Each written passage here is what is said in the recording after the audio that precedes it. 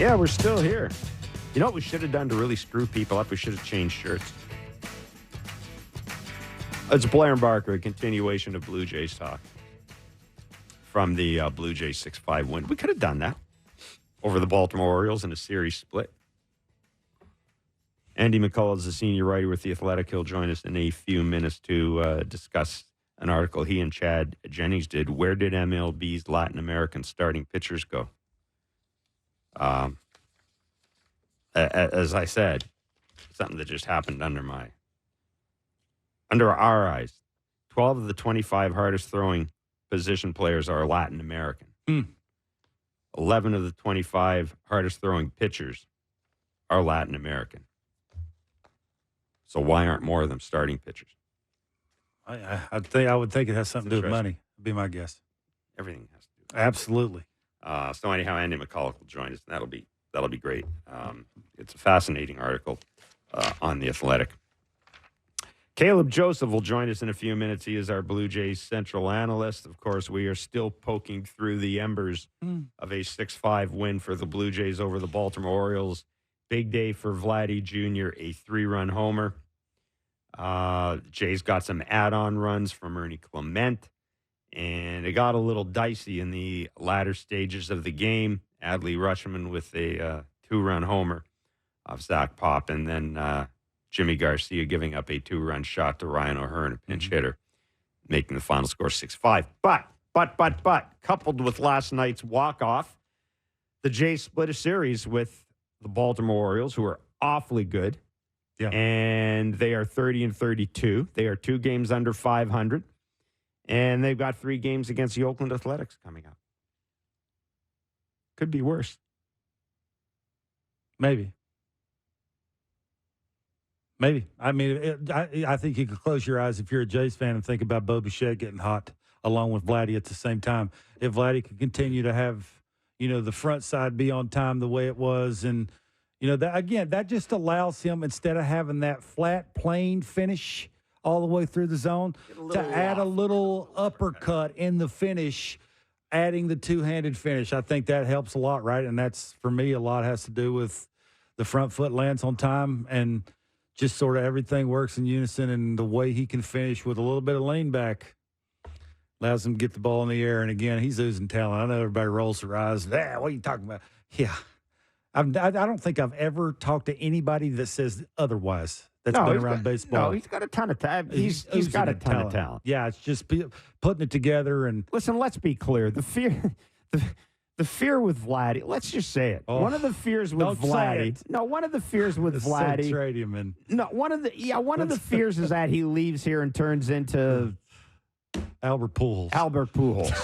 That's the fear. I swear to God. Yeah. And would it surprise anybody? Not a chance. No. Would it surprise me if this is who he is as well? No. And that's the thing with Vladdy. That would surprise me. Well, that's the thing with Vladdy. You don't know. And I would suggest there's probably, Kevin, more an element of fear that you have misread Vladdy than you're going to misread Bo. I would think I think you talk about them two people differently. Agreed. Yeah. But what I'm saying, one's a leadoff hitter, one's a Millie order guy. But what I'm saying is, I think we have an idea of what Bo is going to be, or who Bo is going to be.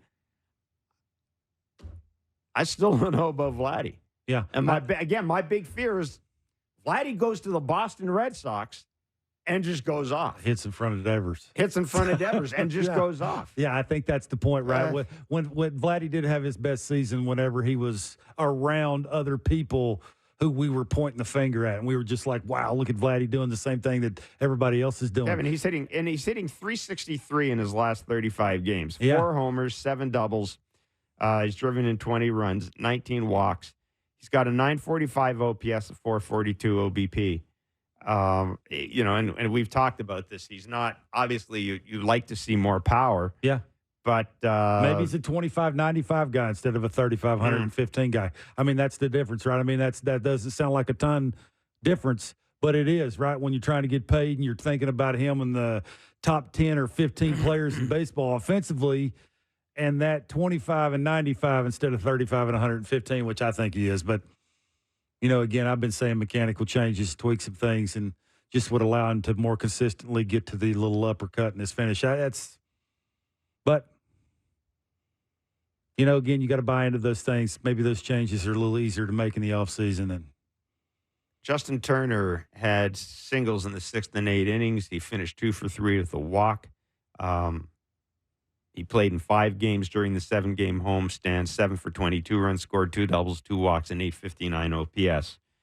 And I know that John Schneider was asked about him in his post-game media availability. And we had someone on Blue Jays Talk kind of wonder about Blue Jays batting order and might the fact that we're seeing little signs of life from Springer and Turner result in some sort of change to the batting to the lineup. I don't at this point. I think does it matter where they hit? I think we're on the same page right now. Bo goes off. Okay, now you can do something. Put him at the top of the order. Sprinkle it, bring those guys back up a little closer to the top of the order. Right? I think Turner just looks like he can now. That's the difference in me. And it was 3 weeks ago. 3 weeks ago he couldn't. And whatever that was. Well, John continues to tell us that he was sick. I mean, it sounds like he was. Sounds like he was really, they were really counting sick. the minutes. Yeah. I mean, John is real quick to bring that up. Yeah. It's like, man, we were thinking about it. Now, I guess. So, before Caleb joins us, talk a little bit about Cade Povich. Made his MLB debut. He is the Orioles' top pitching prospect. 5 1/3, 4 runs, 5 hits, 4 walks, had a couple of strikeouts. He threw more than 100 pitches. Right at 100 pitches. Right at 100 pitches? Yeah. You're right at 100 pitches. Again, this is their top pitching prospect. Yeah. They're Not a hard thrower. He's more of a low-kick guy. Got a little trickery in him. He's got that big curveball. I mean, he's really good arm side, which is what you got to be. He loves throwing the curve. The cutter and the righties is which hurt him. The cutter was the ball that it's the get him all. He tried to backdoor it, right? I mean, you don't get tricky. You stay within yourself. Again, it's first start. At this level, you miss once, you pay for it. You miss once in the minor leagues, that's probably a foul ball. It's a strike. You're getting the ball back. It's that kind of thing. So. Yeah, I mean, that's the difference, sort of what you're seeing. Now, again, it's not fair for us to even compare the two organizations with what the Orioles have been through the last 5 or 6 years and what the Jays are trying to do. But it is amazing that you see the guys that come up for the Orioles, and it's almost like you just fill in the blanks, and then you don't even notice them. Like, this guy looked like a big leaguer. Absolutely. That's what I thought. Yeah, this is his first game in the big leagues? What's going on? Like, he looked like... Right, he was shaking, and he was holding the ball, using the pitch clock to his advantage, like he was doing. Dan Shulman made his position, like made a great point. He said he looked like kind of a Max Fried's brother. Yeah, That's exactly what I was envisioning when I saw him. I'm with you. I mean, just the ability to come up and hit the ground running was. Yeah, I mean it was obvious, but and I mean not to shortchange Yusei Kikuchi. I know we had a lot of stuff to talk about him on Blue Jays Talk, and maybe we didn't spend as much time talking about Yusei Kikuchi. And I want to bring in Caleb Joseph, Blue Jays Central analyst, to join us, and I want to ask him. Caleb, thanks for joining us, and Blair and Barker. I want to ask you. I want to get started by asking you about. What? Well, I mean, you got to before you start your question. I got to ask you how you feeling today. I know. I talked to you yesterday, and you were whining and complaining because your wife put you to work in the yard, and you are older than dirt. So, Ted, how you feeling today? You all right?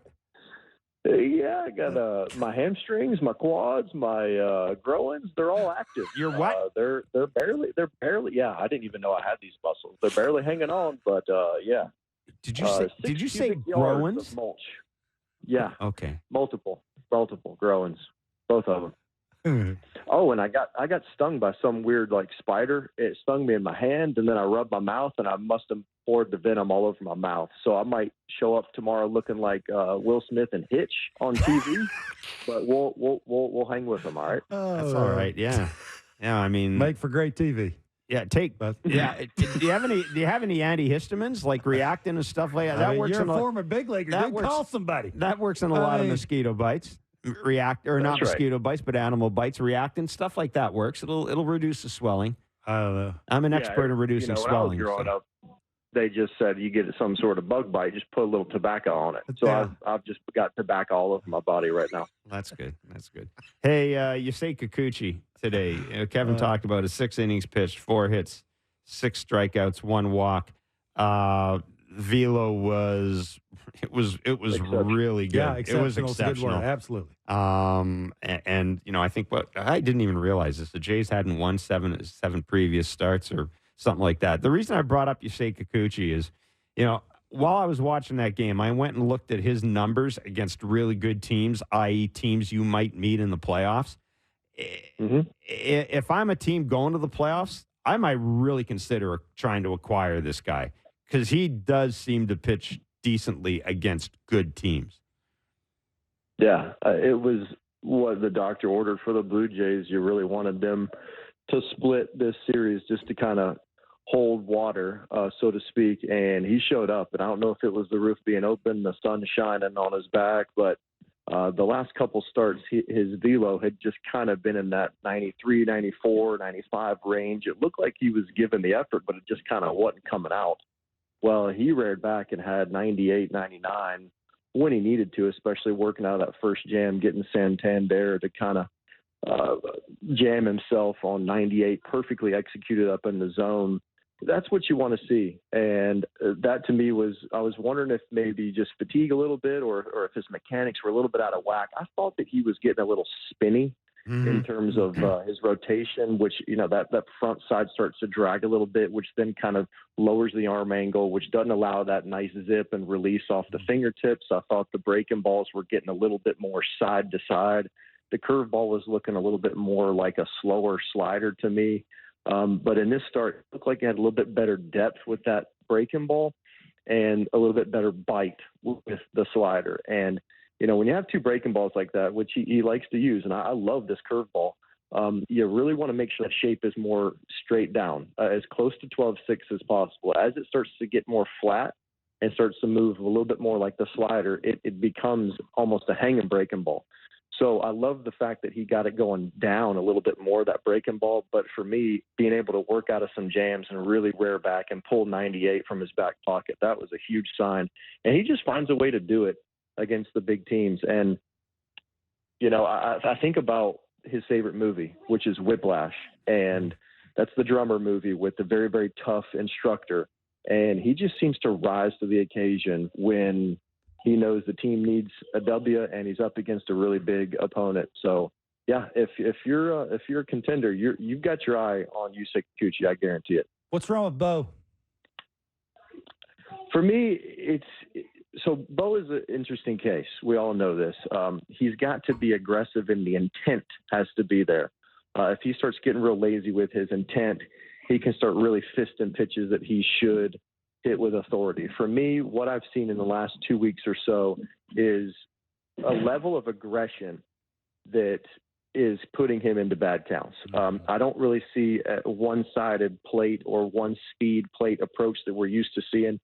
When he's really going hot, he swings early and often, but it seems like he eliminates a side of the plate or a speed. Right now, I don't see any sort of elimination of any of those, which tells me he's in the middle of it and he's trying to hit his way out of it, which is what he's got to do. And he needs to stay ultra aggressive. But for me, it looks like the game plan might be a little gray right now. And anytime you see that front hip flying and the front hip going to the third base dugout and the barrel going towards the first base dugout on a low and away slider, and if he was to hit it, it's pulled weakly to the left side, that tells you right away that he's out of whack, because those sliders down and away, usually he is smoking those balls right over the first baseman's head when he's going right. The pitchers have done a nice job. They have done a really nice job speeding him up inside and getting him really conscious of that, and then maybe get him to think pull, which leads to that front hip leaving and then being vulnerable on the outer half. So if I'm talking to Bo, I'm encouraging him to really hone in on one zone.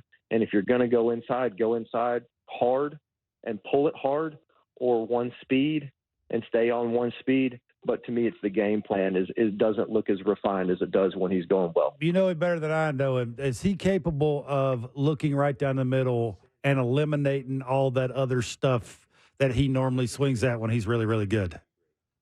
Yeah, when he's locked in. I think that's exactly what it does when he's locked in. And that's the struggle as a big league player is that in the back of your mind, that you can hit any pitch when you're going right.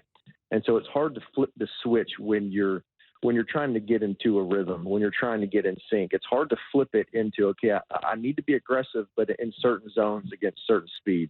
And I think that's the biggest struggle for guys that have done it for a long time, that are super aggressive. I think of players that I've played with that are ultra aggressive, like an Adam Jones.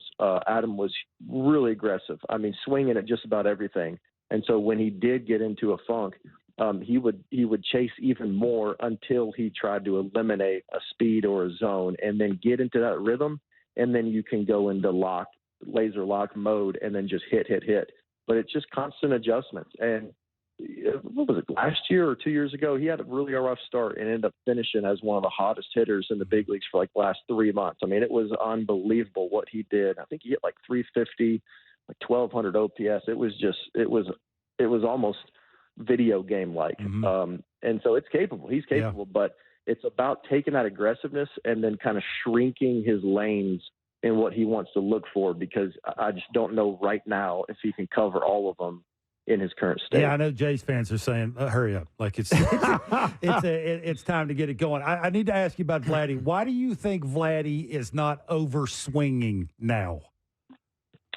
Well, you've pointed it out. He has room for his hands and room for clearance on the inner half now. And it's amazing what, I talked to him when I was at Rogers Center a couple of days ago. I asked him, I said, what have you done? And he showed me his fingers, and they were about 2 inches apart. He said, I moved back about this much, and I feel so free. One thing that people don't realize, too, is he went from a 34-inch bat to a 33.5-inch bat. Ooh. And that makes a huge difference in your mind. And so it is only half an inch. And people go, what does that really matter? Does it really? Well, the look of the bat does look different. The barrel size is actually the same for the most part, but it does give you some sort of inner confidence that you can get to that inner pitch a little bit quicker because you've got a half inch closer to you. So you combine him backing off of the plate using a slightly smaller bat, which I guarantee you he got from his buddy over there in Los Angeles. It's wearing blue and white that used to be a Toronto Blue Jay. He took those bats. He has been raking ever since. So those two adjustments, I think, has really freed his mind up. And you know how it is, Parker. Yeah. When you're confident that you can get to the inner half, everything slows down. It feels like you can wait a mile for that outside pitch. And he just looks balanced. He looks like he's not conscious and worried of the inside pitch. And for me, when you have a hitter that looks like that, that is when you start to get real dangerous, and that's when they get really frisky. I think it's funny that you don't want to mention the guy's name in L.A. I think that's funny, Caleb. Well, he would sure look good in Toronto Blue Jays blue, wouldn't he? Hey, what? That's nice to see that he's still contributing. Yeah. In some form. Hey, sorry, just say, yeah. Just why am I not surprised? Why am I not surprised by that? Why am I not surprised by that? So John Schneider, we know, is a genius. He had a chance to pinch hit for Ernie Clement in the sixth inning. Sorry, Let it sixth beat you. inning. I know they didn't hit in the ninth. Sixth inning. He doesn't. Clement comes through with a single, scores 2 runs. And Kevin and I were talking about, at that point, he's got 3 lefty hitters on the bench. Yep. He doesn't go to them. What does that tell you about John Schneider's confidence level right now? It kind of could be a bat path thing, but does it say anything to you about his confidence level right now in guys like Biggio and Vogelbach in particular? Yeah, I would guess that it's primarily matchup based, and we know about their process. And if it's not a good matchup, John Schneider's trying to put them in the best possible case scenario to to succeed. And last thing he wants is to make a move based on the heart and then have people yelling and screaming at him because why'd you put this guy in? He's throwing high heaters, and these two guys, they don't like the ball out, up, over, all this stuff, right? So it's all about they've proven that they are into their process, that they're into their matchups, and letting Clement hit. That it worked, and I'm all about giving John Schneider credit when he does leave guys in. When he when he put Vogelbach in the game a couple of days ago to start the game, I was a little bit head scratching. This was looking back at his last 7; they were really nice, but it was spanned over 10 or 12 different days, so it wasn't like it was just this automatic. Yeah. But he hit the nail on the head. Vogelbach had a huge game.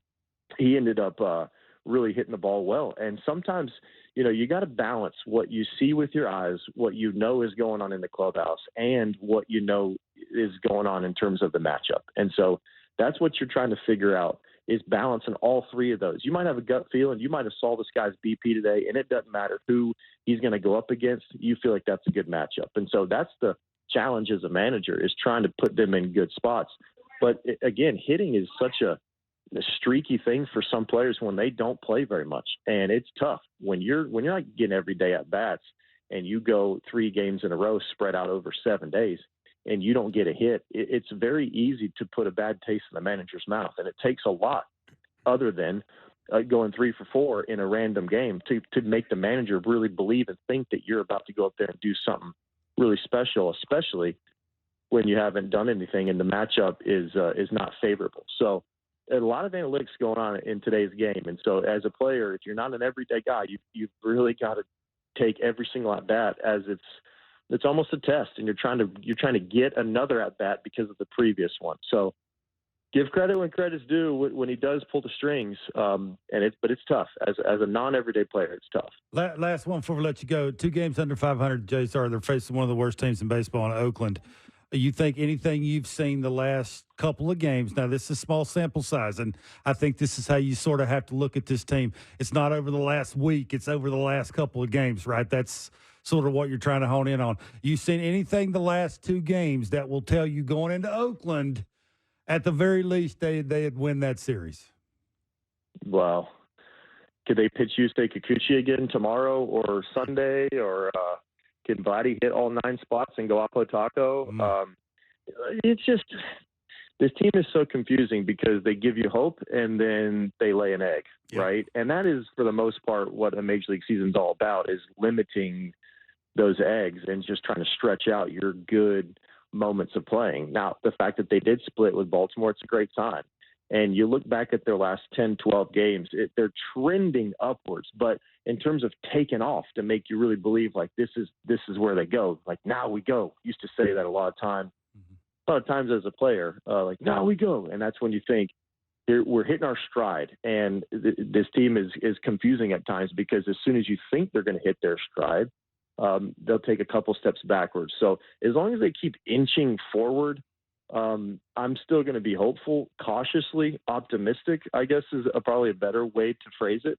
But I don't know. I'm really gray. I'm just really gray until I see about 3 series in a row where they are firing on all cylinders and really playing in sync for 3 straight series and just flat out get beat, not beat themselves, and really put out, a nice offensive product. The bullpen stays strong, play good defense, and they get good starting pitching.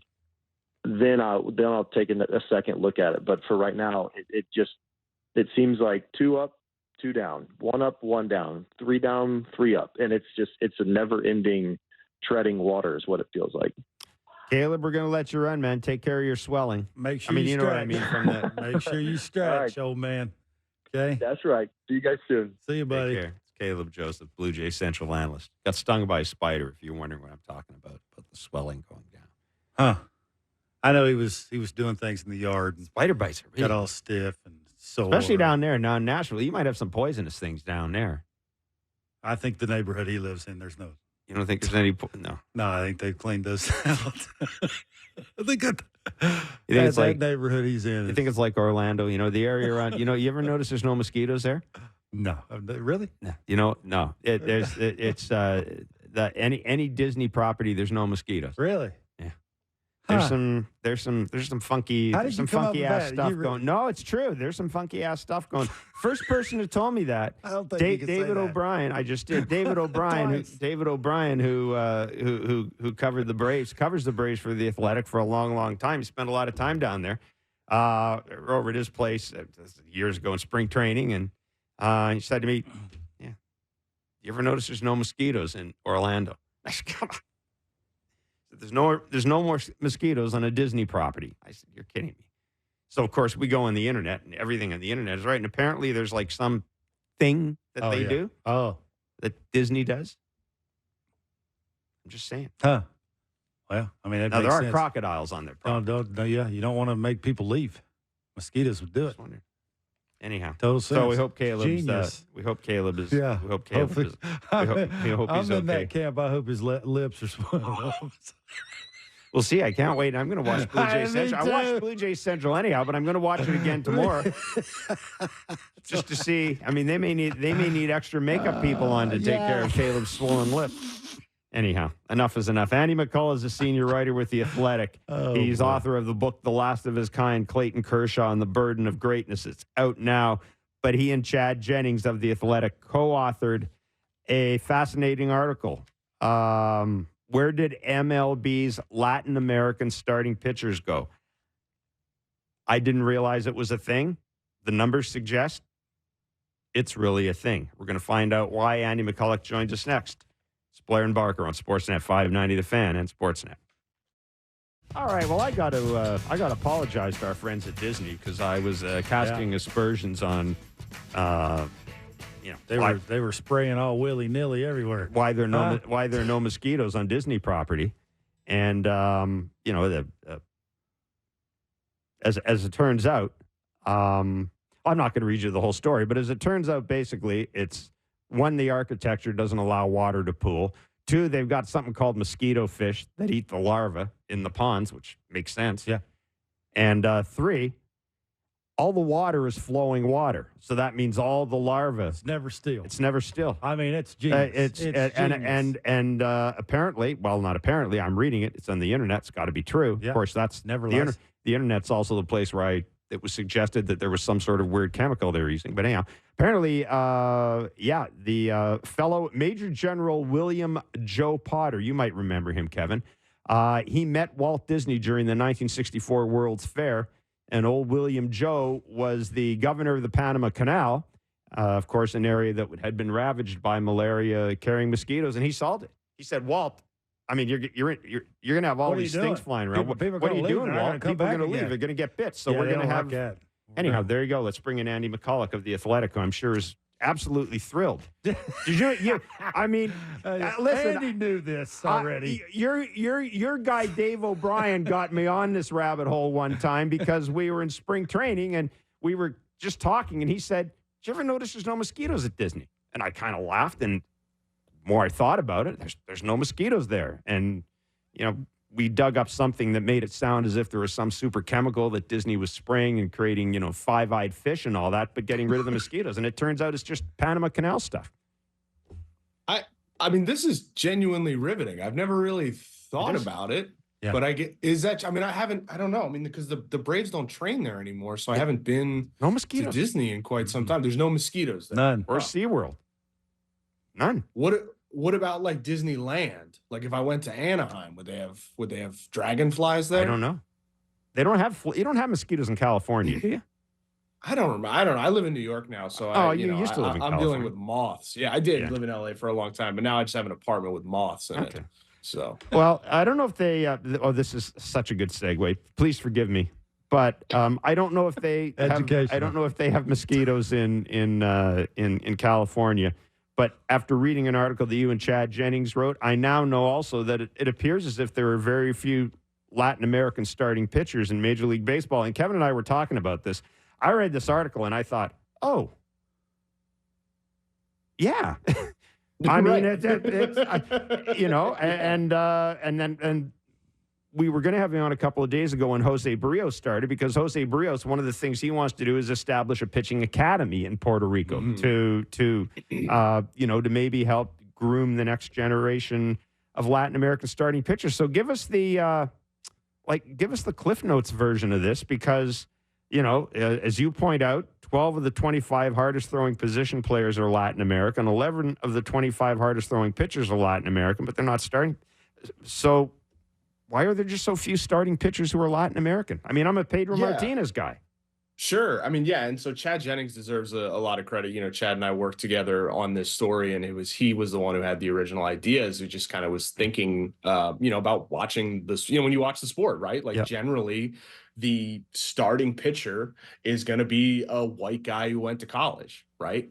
And if you look at the talent pool within the sport, it's more diverse than that. And so we kind of just wanted to look back at, look and try and see if there was actually an explanation, whether it's coincidence or whatever. Like, why are there fewer Latin American starting pitchers than there might be? There's so many clearly like Latin American star position players, and there's a lot of reasons. I mean, there's it's structural, it's financial, it's the way the collective bargaining agreement is sort of changed spending in the international market. It's the way that the players, they sign at such a younger age, so that they are like you're talking about signing kids when they're 16, 17, their bodies aren't fully developed. And so they might not, they're not necessarily like generating the sort of arm strength that really, jumps off the page for, we say in the draft. And a lot of times the way it works in especially like in like Venezuela or the Dominican Republic, the most talented players, they want to be shortstop, they want to be center field because that's where the best bonuses are. That's like they want to play up the middle. And so we tried to talk to a lot of, like position players, for example, from Latin America who had really strong arms and like clearly had the physical attributes of like they could be a starting pitcher, and asked them like, when was the last time you pitched when you were a kid? And I think it was like Jose Siri, who's got like a cannon, who like hadn't been on a mound since he was 9 years old, because once he demonstrated that he could play up the middle, that was like clearly the way he was going to go. And so we kind of just wanted to like answer the question that it's not something that really you think about all the time, but I appreciated your answer to, or your sort of like analysis of reading the story, like, oh yeah, which is I feel like we did a good job, I guess. And will it ever change? I think that's the question, right? It's why would it be worth somebody from a different country to actually change that and want to be a starting pitcher? I would think it's about money, and it's an easier road to get to the big leagues quicker because it is about money, right? I mean, I played lots of winter ball. I know how it is. How would it ever change, I think, is the question.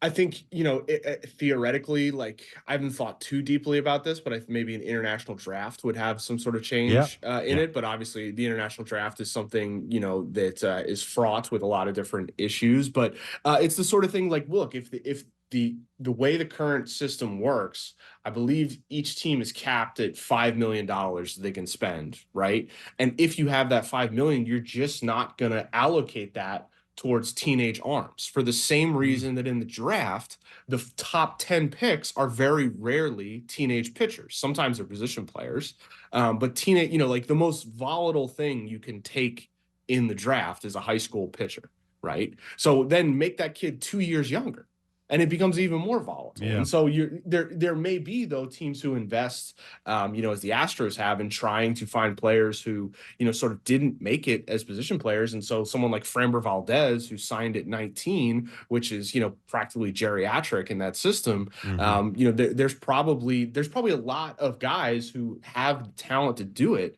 but they just sort of, the system doesn't really like they're not interested in that. They want, stars up the middle, I guess.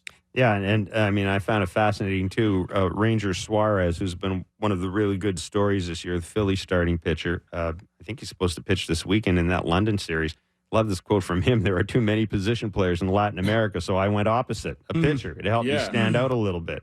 And that, but I mean, as you guys point out, it used to be the old line was you don't walk off the island, right? Sure. That's why Latin American players were always free swingers. And I also love the quote from Fernando Tatis Jr. about everybody in the academy is a shortstop. They just get a couple of pitchers to bring in so they can throw to you. Like it's like there's not much of a currency. Seriously, there does not appear to be much of a currency there as a pitcher. Yeah. Yeah, I mean, I was talking to Luis Severino for the story. He's pitched, he had a good career with the Yankees and now with the Mets. And he was like, yeah, I tried to play third base. I tried to play left field, but like I didn't have enough power. And so they moved me to the mound when I was 15. And I was like, oh, I guess like, all right, we'll see. And, it's worked out great for him. But it's like, and we talked to executives who are involved in the Latin American market about that sort of profiles of players who end up being pitchers. And it's like, they have to kind of have, for lack of a better term, have failed at something else. Like they're not fast enough. They can't field the position. They don't ladder movement. They can't hit for power, can't hit for average. And so then it's like, all right, get on a mound and, see how it goes. And that's just not a system that is going to spit out, or not spit out, but produce, I guess that's the less gross way of saying it, just produce like players who become, starting pitchers in the major leagues, and it's also, when you have teams who are investing so heavily in the draft and, these sort of college age pitchers who are significantly older, they just, there's the teams have more incentive for the players that are investing, millions or hundreds of thousands in than the players who they're spending, 5 figures on maybe. The article also talks about, Driveline, for example. We have a lot of guys end up going to Driveline in the off season. You guys point out they have a minimal presence in Latin America, and I'm wondering, and I have not talked in depth to Jose Brios about this, but I wonder if this is part of his thought process as well, Kevin, is maybe try to, again, it's all going to be driven by economics, but maybe give somebody who wants to do this an avenue to demonstrate that they can do it, right? That they're otherwise not going to get. Too, it's about velocity, right? If you don't know how to throw hard, how are you going to be noticed, right? It's easier to teach yourself and look up to a superstar that's coming from the States back home and hits all these homers to teach you how to hit a home run. It's harder to teach yourself how to throw hard. I think that's one of the hurdles too for these guys too, right? Yeah, I mean, when you're 14, 15 years old, right, your body's not developed, and they don't have, these pitching laboratories that, that in the States, a lot of kids are like training for velocity at a really young age.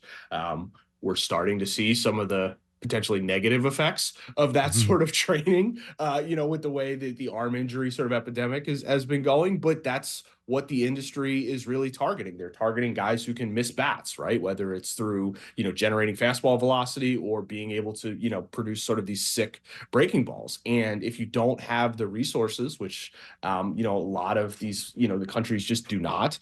And if you're not incentivizing players to get to that because the money is in something else, you're just not going to see it. Andy, listen, this is a terrific read. Wonderful. Thanks so much for joining us. Yeah, like I said, it was. I love reading stuff where it makes me stop. Well, we didn't even think about it, did we, Jeff? No, and I'm thinking, how did I not notice that? Honest, and then I'm running through this, and it's terrific work. So thank you very much for joining us. Thank you so much, Good Andy. stuff. Yeah, thanks so much. It was fun. Yeah, take care.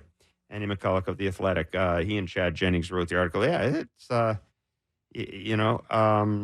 Jeff, I can close my eyes and picture when I was in winter ball, because you obviously know I was there a lot. I can't remember a superstar pitcher a lot. Well, it was always the Ortiz, the Guerreros, the Peñas.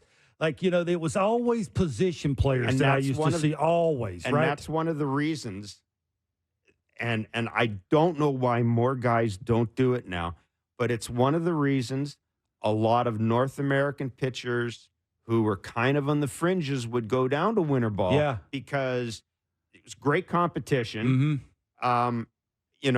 Because there were so few Latino pitchers. I mean, as well as I do, their favorites played. Right? Absolutely. No question. I mean, if you've got a Latino shortstop and a North American shortstop and they're the same, the Latino shortstop's going to be given preference a lot of times. Sure, yeah. And that was one of the reasons you used to see guys go down, even for a month, to pitch, because it was high quality opposition, and they knew that if they could pitch, someone would give them a job in winter ball, because it wasn't like they were fighting against the local favorite. Yeah, I just remember I always used to see like the big time position player would want to come in before spring training, get their bat ready for spring training so they could hit the ground running. It was rare you would see the superstar pitcher come down and want to throw 10 or 15 innings before spring training. Because why? Spring training is for the pitchers, right? So you didn't really have to, even see those guys. So yeah, I think it's who you see. It's who your favorites are when you're a young person. Is you're looking up to mainly position players because that's who you see all the time. And I would think it'd be cheaper. Like I could go out in the yard and throw a ball in the air by myself. I don't need help doing that. If you're a pitcher learning to throw harder, you need help, right? You need an extra person. You need somebody catching that. Like, you need somebody actually teaching you that. When the offensive side, you really don't need that. So I can understand, and it's a quicker thing, right? They're trying to make that money quick. Like the quicker the better. Absolutely. Yeah, and if they can do it on the offensive side quicker than they can do it on the pitching side, they're going to do it. And it also ties in with, as Andy mentioned, the success the Houston Astros had with their international pitching. And actually, Buck talked about this in depth earlier this year when the Jays were facing the Astros about how, and it was Ronel Blanco, was the guy, about how the Astros signed guys who were a little older than, the 16, 17-year-old kids you're signing in the Dominican Republic. Mm-hmm. They'd sign guys who were a little older as pitchers because it made more sense. First of all, nobody was fishing in that water for the most part, not as much as the Astros were. But secondly, you sign a 16-year-old pitcher. How many Tommy Johns do you think it's going to take for kids in the majors? It'll take them a while to get to the majors too, right? You get them a little later in their life. They're a little bit more developed. They're going to throw harder, quicker, right? And you can teach them how to throw breaking balls and that kind of stuff and be in the big league center. And Boomstick, Nelson Cruz also made a point. He said, it's more fun to hit. It is. Homers are cool. Oh, absolutely. Yeah, it's pitching's boring a little bit when you're working on it and trying to teach yourself how to throw hard and throw strikes and add, subtract, and all this kind of thing. So, yeah, I think for me anyway, from what I noticed when I was in winter ball, it's more about who those superstars are that's coming back. And you can actually see them playing in games more than you would see the superstar pitcher. So, I mean, I like what Barrios is trying to do, but I hate to say it, good luck.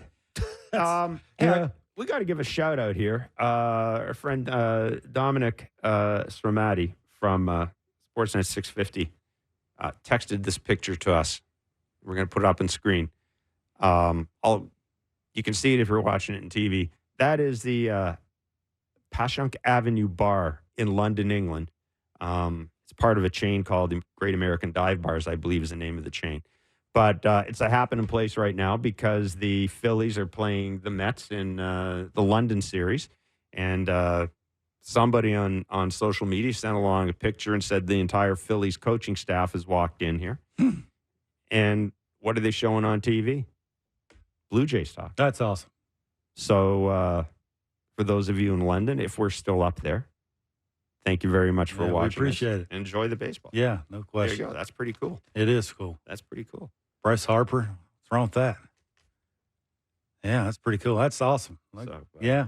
And thanks to the folks. Thanks to those who at the bar for having us on. I mean, I'm sure they're probably at every baseball game that was on. I'm sure they were already watching the Chase game. But it's nice. What's the time over there now? It's like 11. It's got to be last call. Huh? It's got to be last call. It's 10:48. They do wrap it up pretty early there. They do. Yeah, it's when several times I've been to London, I've always been amazed by how early pubs shut down. That's why people just power drink. Like the last hour, you are just experience, huh? You, yeah, you are. You straw, and then you usually end up if you want it to continue, you usually end up in some place you shouldn't be. Never. That's never happened to you? Happened a couple of times. Yeah. But anyhow, I think they've loosened. I think they've loosened the rules. Well, they should. So anyhow, there you go. Passyunk Avenue. I hope I pronounced it right. I'm sure I did. It's spelled Passyunk, but I went on the internet just to check, and the internet's never wrong. And it says that to sound like a Philadelphian, you call the river the Schuylkill River, which I knew, but apparently it's Passyunk, not Passyunk. I'll take your word for it. Good job. So you've learned a lot today. This has been like a good Virginia Tech education. The mosquito thing is something else. Yeah, it's something else. I just, it makes total sense though. You start getting bitten, and you don't want to come back, and that's how you close down. You know what's weird? The older you get, you tend to forget stuff that happened like an hour ago. Yeah, but you tend to remember just the nonsense, just the stuff that is you have there's no reason to remember. Well, it's such a big place. You wonder how they do it. I think that's why you remembered it. No, you kidding? Well, I've never even thought of that. What's happening? How did we get onto it?